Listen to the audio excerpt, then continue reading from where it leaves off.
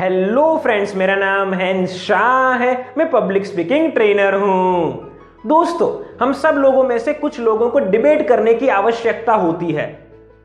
जो लोग अभी पढ़ाई कर रहे होते हैं उन लोगों को अपने एजुकेशनल इंस्टीट्यूट के अंदर डिबेट करने की जरूरत पड़ती है।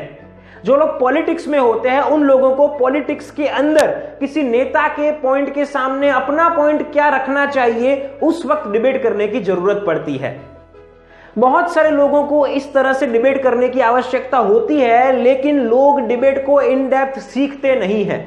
उन लोगों को कभी कभार ये नहीं पता होता है कि सामने वाली व्यक्ति के समक्ष मुझे अपना कौन सा पॉइंट रखना चाहिए।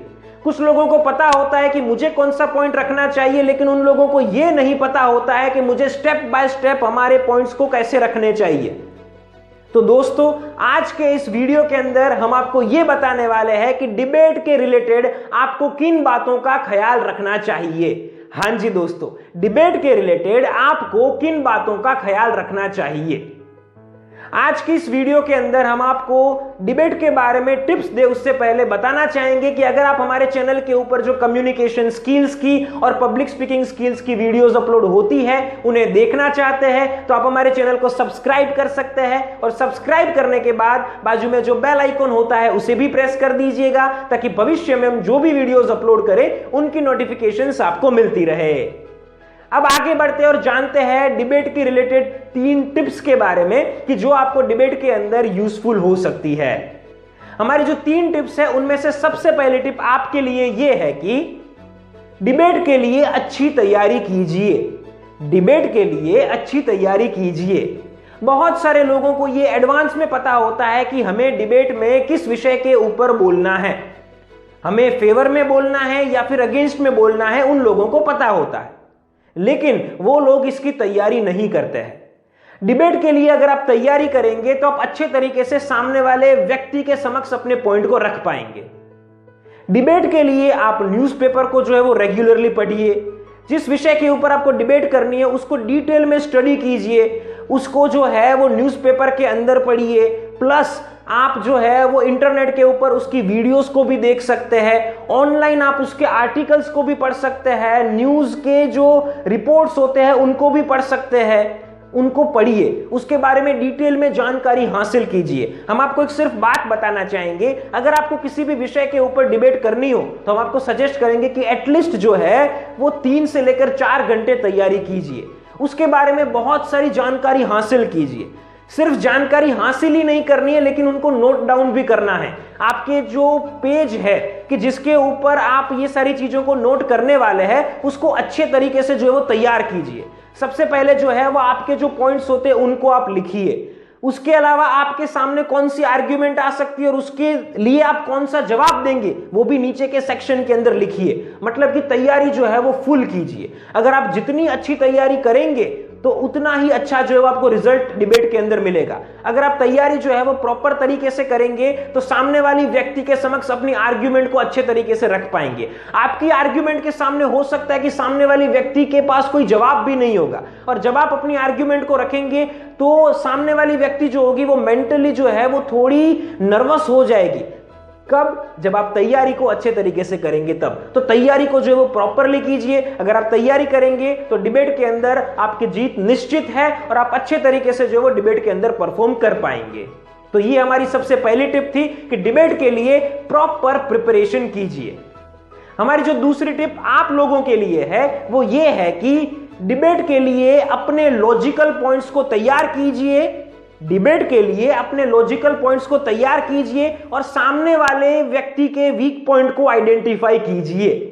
हाँ जी दोस्तों, आपको करना यह है कि डिबेट के लिए अपने जो लॉजिकल पॉइंट्स होते हैं उनको तैयार करने हैं। बहुत सारे लोग हमने देखे हैं कि जो लोग क्या करते हैं कि हवा में बातें करते हैं। वो लोग बड़ी बड़ी बातें डिबेट के अंदर करते हैं, लेकिन वो बातों की कोई वैल्यू नहीं होती है। डिबेट के अंदर सिर्फ जो है वो आपके लॉजिकल पॉइंट्स की वैल्यू होती है, आपकी इंटेलेक्चुअल की वैल्यू होती है, आपकी बुद्धि की वैल्यू होती है, प्रैक्टिकली आप क्या इमेजिन कर पा रहे हैं उसकी वैल्यू होती है। तो डिबेट के लिए लॉजिकल पॉइंट्स को तैयार कीजिए। आपके जितने भी पॉइंट्स होते हैं जो आप पेज में लिखते हैं वो सारे लॉजिकल होने चाहिए, तार्किक पॉइंट होने चाहिए।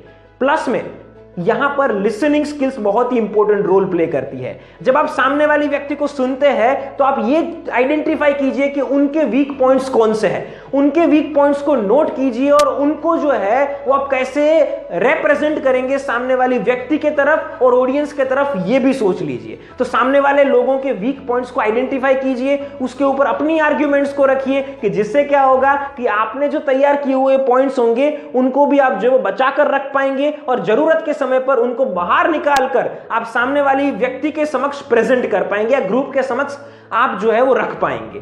तो इस तरह से आपको ये चीज जो है वो करनी है। तो हमने आपको दूसरे पॉइंट के अंदर ये बताया, हमारी सेकंड टिप में हमने आपको ये इंफॉर्मेशन दी कि आप लॉजिकल पॉइंट्स को तैयार कीजिए, हवा में बातों को नहीं करना है, लॉजिकल पॉइंट्स को तैयार करने हैं और प्लस में सामने वाली व्यक्ति जो बोलती है उनके जो वीक पॉइंट्स होते हैं, कमजोर मुद्दे होते हैं, उनको भी जो है वो नोट कीजिए और आप क्या उनके सामने बोलेंगे ये भी जो है वो तुरंत सोच लीजिए। तो ये हमारी दूसरी टिप है। हमारी जो तीसरी और आखिरी टिप आप सब लोगों के लिए है वो है कि आपकी बॉडी लैंग्वेज को कॉन्फिडेंट बनाइए, आपकी बॉडी लैंग्वेज को कॉन्फिडेंट रखिए। जब भी आप डिबेट में बोलते हैं तो आपको यह चीज का ख्याल रखना है कि आपकी बॉडी लैंग्वेज जो है वो कॉन्फिडेंट होनी चाहिए। बहुत सारे लोगों को हमने देखा है कि वो अपनी बॉडी लैंग्वेज को कॉन्फिडेंट नहीं रखते हैं। वो जब सामने वाले व्यक्ति को सुन रहे होते हैं तो उनको कभी कभार ऐसा लगता है कि ये तो पॉइंट जो वो बहुत स्ट्रांग पॉइंट है, अब इसका जवाब तो मेरे पास है नहीं, मैं इस पॉइंट के सामने जो है वो मेरी आर्ग्यूमेंट क्या रखूंगा वो मुझे पता नहीं है। तो वो लोग अपनी बॉडी लैंग्वेज जो है उससे ये इंडिकेशन दे देते हैं कि वो लोग नर्वस है। वो लोग कभी कभार क्या करते हैं, अपने हाथों को ऐसे रब करते हैं,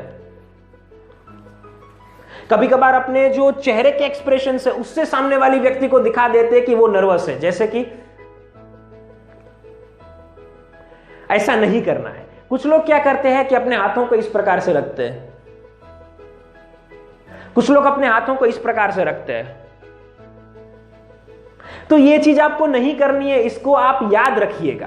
बहुत सारे लोग इस प्रकार की बॉडी लैंग्वेज का उपयोग करते हैं, ये वीक साइन है डिबेट के अंदर आपके प्रतिनिधित्व की। तो जब भी आप डिबेट के अंदर पार्टिसिपेट करते हैं तो आपको ऐसी बॉडी लैंग्वेज का इस्तेमाल नहीं करना है, आपको कॉन्फिडेंट बॉडी लैंग्वेज का इस्तेमाल करना है। सामने वाली व्यक्ति जब आपके सामने पॉइंट रखती है तो हंसिए, हंसकर जो है वो एक इंडिकेशन दीजिए कि आप कितने कॉन्फिडेंट है। सामने वाली व्यक्ति आपकी स्माइल को देखकर ही जो है वो कमजोर हो जाएगी, वो नर्वस हो जाएगी। देखिए यहां पर आपका जो है वो गलत इरादा नहीं है, लेकिन ये एक टेक्निक है कि जिस टेक्निक का आपको इस्तेमाल करना है ताकि सामने वाली व्यक्ति ऐसा चेक कर सके, सामने वाली व्यक्ति ऐसा फील कर सके कि हम कॉन्फिडेंट है। और वो सिर्फ उनके लिए नहीं है, हमने फिर से आपको जो है वो कहने का एक बार प्रयास किया कि यहां पर हमारा गलत इरादा नहीं है, इरादा सही है। क्योंकि हम जो है वो अगर ऐसी निशानियों को दिखाएंगे, मतलब पॉजिटिव साइन को दिखाएंगे, तो हम जो है वो कॉन्फिडेंट रह पाएंगे और पूरी डिबेट को अच्छे तरीके से जो है वो अटेंड कर पाएंगे। तो इसलिए जो है वो आपको ख्याल रखना है कि आपको कॉन्फिडेंट बॉडी लैंग्वेज मेंटेन करनी है। ये हमारी आपके लिए तीसरी टिप है।